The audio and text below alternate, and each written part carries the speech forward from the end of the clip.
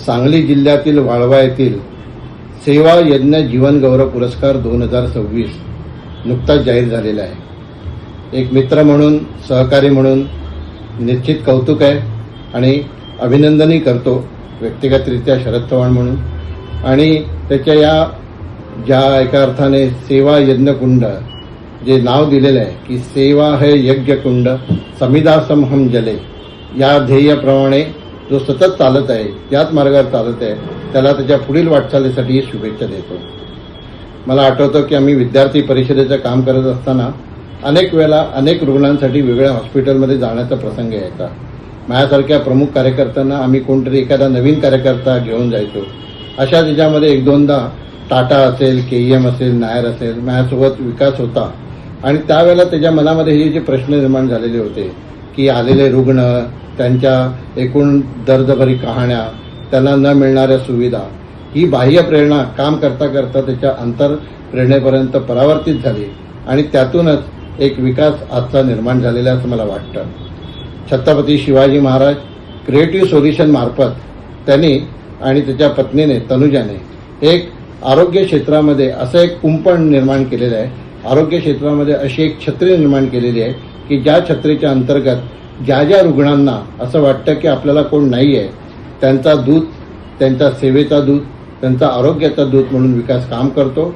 आणि महात्मा फुले जी सेवा योजना आहे किंवा देशभरामध्ये केंद्र सरकारच्या विविध आरोग्य विषयातल्या ज्या सेवा योजना आहेत, ज्या गरजू लोकांपर्यंत पोहोचत नाही, त्यांच्यापर्यंत पोहोचवण्याचं काम विकास गेली 20 वर्ष सातत्याने करतोय।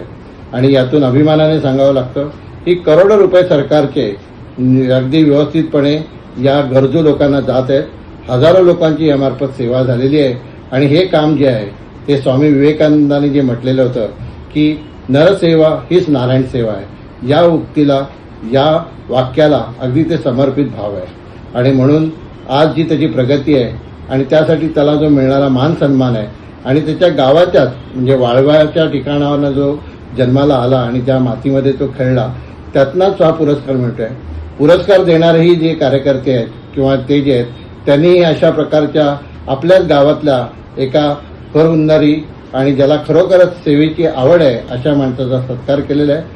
16 जूनला हा कार्यक्रम व्हायचा आहे आणि परमपूजनीय काळसिद्धेश्वर महाराज म्हणजे ज्यांचं सेवा साधनामध्ये मोठं योगदान आहे असे ते काळसिद्धेश्वर महाराज, आणि दुसरा एक कर्मयोगी, एका अर्थाने लोकांची सेवा करणारा, आणि अशा दोघांचा संगम हा त्या वारणेच्या या पुरस्कारामध्ये आपल्याला पाहायला मिळणार आहे।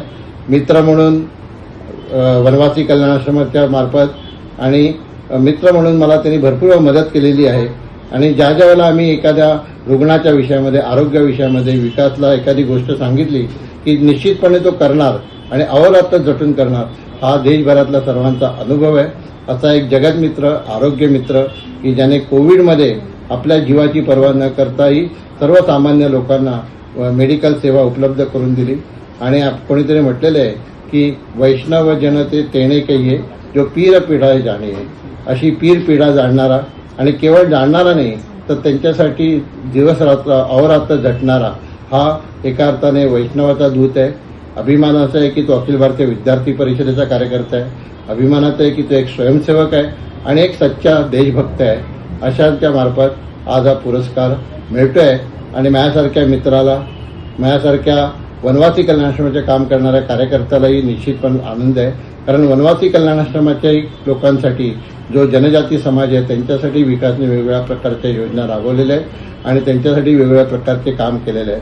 त्यामुळे अशा माझ्या मित्राला हा जीवन गौरव पुरस्कार मिळतोय, हा एक आनंदाचा क्षण आहे। आणि या आनंदाच्या क्षणामध्ये मला काही त्याच्याबद्दल 2 शब्द सांगता आले हे मी माझं भाग्य समजतो। पुन्हा एकदा त्याचं जे क्षितिज आहे आरोग्य क्षेत्रातलं आणि अजूनही जे गरजेपर्यंत लोक वाट पाहत आहेत, आरोग्य विषयामध्ये खऱ्या अर्थाने सेवा करण्याचं आणखीन त्याचं क्षितिज उंचावत जावं, यशाची अनेक शिखर त्याला पादाक्रांत होत जावं, असे अनेक पुरस्कार त्याला मिळत जावं आणि एक महामानव म्हणून तो नावारूपाला यावं अशीच माझी सदिच्छा। धन्यवाद।